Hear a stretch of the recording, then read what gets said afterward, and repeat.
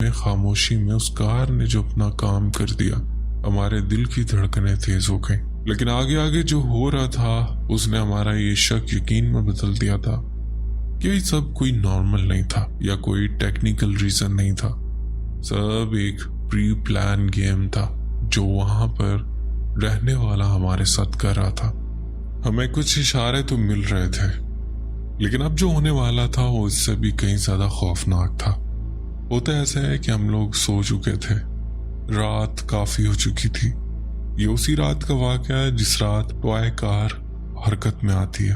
اب یہاں میں بتاتا چلوں کہ واش روم چونکہ رومز میں نہیں تھے، وہ ایک پرانی طرز کا گھر تھا۔ واش روم باہر صحن میں تھا۔ اچھا، وہ صحن بھی کچھ اس طرح نہیں تھا کہ بالکل اوپن صحن، اوپر چھت تھی اس صحن کے۔ تو ہوتا ایسا ہے کہ رات کے ایک پہر ہمیں زور زور سے دروازہ بجنے کی آواز آتی۔ وہ آواز اتنی خوفناک تھی کہ ہم گہری نیند سے اٹھ گئے، سارے ہی اٹھ کر بیٹھ گئے۔ ایون میری بہنیں تو چیخنے لگی، اور جیسے زور زور سے کوئی دروازہ بجا رہا ہو۔ جیسے ہی ہم نے اپنا دروازہ کھولا تو ہمیں اپنی خالہ کے چیخنے کی آواز آئی، اور ساتھ ہی ساتھ بچوں کے رونے کی آواز آئی۔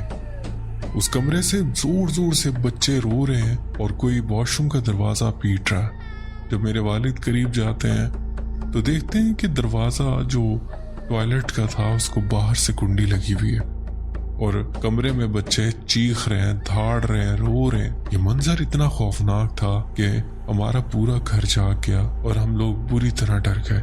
میری خالہ بتاتے ہیں کہ میں رات کو واش روم کے لیے اٹھی۔ جب میں ٹوائلٹ میں آئی تو میں نے دیکھا دروازے کی جو نیچے تھوڑی سی لکیر تھی، تھوڑا سا گیپ تھا، مجھے اس میں سے فیل ہوتا ہے کوئی دروازے کے پاس آ کر کھڑا ہوا ہے۔ میں نے ہلکی سی آواز میں کہا، کون ہے باہر؟ لیکن کوئی جواب نہیں تھا۔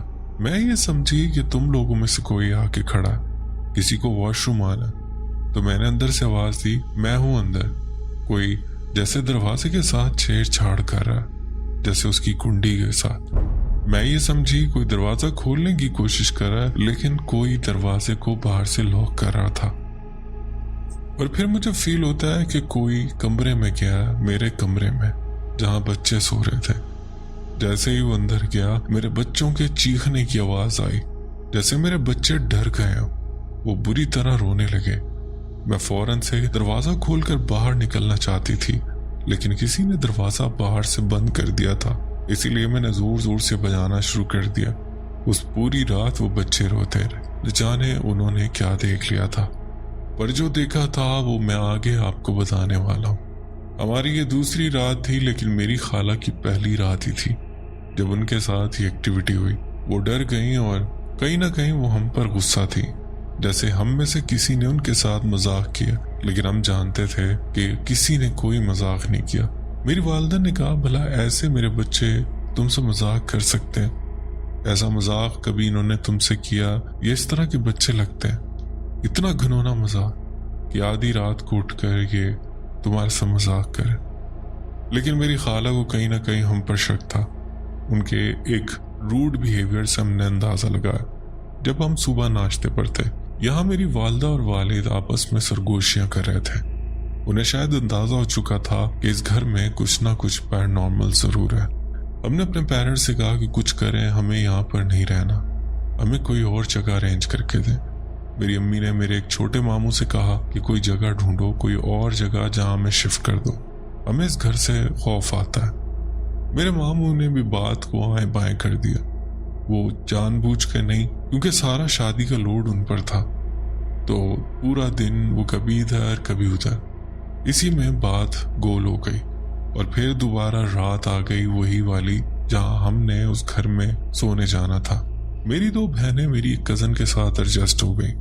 اس رات وہ ادھر سونے نہیں آئی تھی، صرف ہم دو بھائی، میرے پیرنٹس اور دوسرے کمرے میں خالہ۔ خالہ ویسے بہت دلیر تھی۔ اس رات جب ہم لوگ شادی والے گھر گپے لگا رہے تھے تو وہاں پر کچھ آگ جل رہی تھی، جس کے ارد گرد ہم بیٹھے باتیں کر رہے تھے۔ وہ لکڑیوں کی آگ تھی۔ میرے والد نے میرے ماموں سے کہا، چونکہ گھر میں ایک انگیٹھی پڑی ہوئی تھی، ان سے کہا کہ اس آگ کے جو کوئلے ہیں وہ ایک انگیٹھی میں ڈال کے ہمیں دو، سردی بہت زیادہ ہوتی ہے، ہم اسے کمرے میں رکھ لیں گے تاکہ کمرہ گرم ہو سکے۔ اب اس رات میرے والد نے وہ انگیٹھی گھر پر منگوا لی۔ हमारे रूम में जब वो अंगीठी रखी गई, रूम गर्म हो गया और मेरे वालिद ने उस रात कमरे का दरवाज़ा खुला रखा कि कमरे में गैसेस बनती हैं ताकि वो गैसेस बाहर निकल सकें। खुदा न खास्ता रात में अंगीठी जलती रही तो पूरे कमरे की ऑक्सीजन को खा सकती है। कभी भी ऐसे कमरा बंद करके अंगीठी ऐसे जलाकर छोड़नी नहीं चाहिए। बहरहाल अंगीठी को कमरे में रख लिया गया और उसके बाद हम लोग अपने अपने बिस्तरों में एज यूजुअल अपना फ़ोन यूज़ कर रहे थे, लेकिन घर से बहुत अजीब खौफनाक दहशत आ रही थी। उस रात मेरी खाला का एक बच्चा बहुत बीमार था। वो वक्फे वक्फे से जाग रहा था, रो रहा था और फिर चुप हो जाता था तो वो बीमार, लेकिन उसके रोने से, उसके शोर करने से हमें एक तसल्ली भी थी कि घर में एक हल्का फुल्का शोर चल रहा है। लेकिन आहिस्ता आहिस्ता रात गुजरती गई, सब अपनी गहरी नींद में चले गए। शायद वो बच्चा भी उस कमरे में सो चुका था, मेरी खाला भी सो चुकी थी। घर में सन्नाटा था, क्योंकि सिर्फ मेरी आदत थी कि मैं लेट नाइट सोया करता था। मुझे देर रात तक नींद नहीं आती थी। फिर अचानक मुझे उस तहखाने वाली साइड से एक औरत के हंसने की आवाज आती। अदनान भाई, वो इतनी खौफनाक लॉफिंग थी कि जिसका आप अंदाजा नहीं लगा सकते। यकीन जाने उसने मुझे डरा के रख दिया। अब मेरे अंदर एक और शख्स एक्टिव हो गया जो सिर्फ यही नोट करता रहता था कि इस घर में क्या मामलात हो रहे हैं। इससे पहले मैं अपने मोबाइल में कुछ वीडियोस वगैरह देखकर टाइम पास कर रहा था। FB, स्नैपचैट, इन चीज़ों में लगा हुआ था, लेकिन अब मेरा दिमाग टोटली उस तरफ था। वो हल्की सी आवाज़ मुझे आई थी, पर मेरा दिमाग कह रहा था कि शायद मेरा वहम होगा। मेरा दिमाग दोबारा से एक्टिवली उस तरफ सोच रहा था। जैसे बॉडी एक्टिव मोड पे आ जाती है, बिल्कुल वैसे मेरी बॉडी थी। और फिर से मुझे थोड़ी देर बाद वही एक क्रीपी लॉफिंग सुनाई देती है जो कि एक औरत की थी। मैं उठता हूँ अपनी चारपाई से और खिसकते अपने वालिद की चारपाई तक जाता हूँ। मैं अपने वालिद की टांग को हिलाकर उनको उठाने की कोशिश करता हूँ। 3-4 बार उन्हें हिलाने के बाद वो उठते हैं और खुशकिस्मती से वो कुछ शोर नहीं करते, सिर्फ मुझे देखते हैं। और फिर मैंने मुंह पर उंगली रखकर उन्हें इशारा किया। वो समझ गए कि कुछ गड़बड़ है। वो खामोश रहे और नींद में ही उठ गए। मैंने उस तरफ इशारा करके कहा कि आप सुनना। थोड़ी देर बाद फिर से लाफिंग आती। मेरे वालिद को वो आवाज आ गई थी। मेरे वालिद ने मुझे इशारा किया, जो मैं समझ गया कि तुम जाओ और जाकर अपने चारपाई पर लेटो। मेरे वालिद उठे और दरवाजे से बाहर निकलते हैं। मुझे खौफ आ रहा था। मैं उन्हें पीछे से झांक झांक कर देख रहा था। मैं देखता हूँ मेरे वालिद नीचे तहखाने की तरफ उतरते, अपने मोबाइल की टॉर्च ऑन कर लेते। उस तरफ रोशनी नहीं थी। फिर मेरे वालिद कुछ देर बाद वापस आते हैं और कहते हैं कि वहां तो कोई भी नहीं है, शायद ये आवाज कहीं बाहर से ही आस पड़ोस से आई हो और तुम भी लेट जाओ। मुझे इशारा करते हैं। दान भाई, मुझे यहाँ समझ आ गई थी मेरे वालिद सिर्फ मुझे तसल्ली दे रहे थे।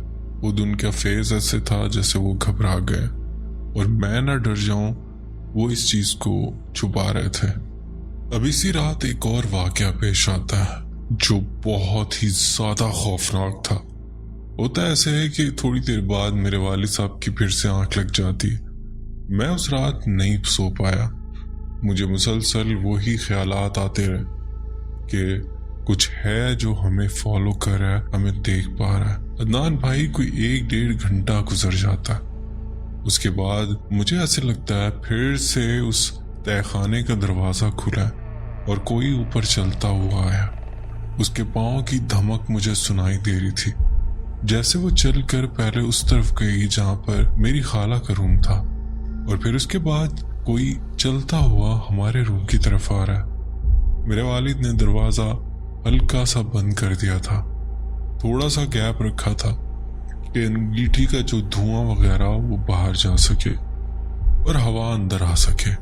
कमरे में अंधेरा था और मुझ पर सख्तातारी था। मैं डर रहा था। मेरी सिक्स सेंस बहुत स्ट्रांग है। आज मेरा सिक्स सेंस कह रहा था कि शायद आज मुझे कुछ दिखाई दे जाए, और ऐसा ही था।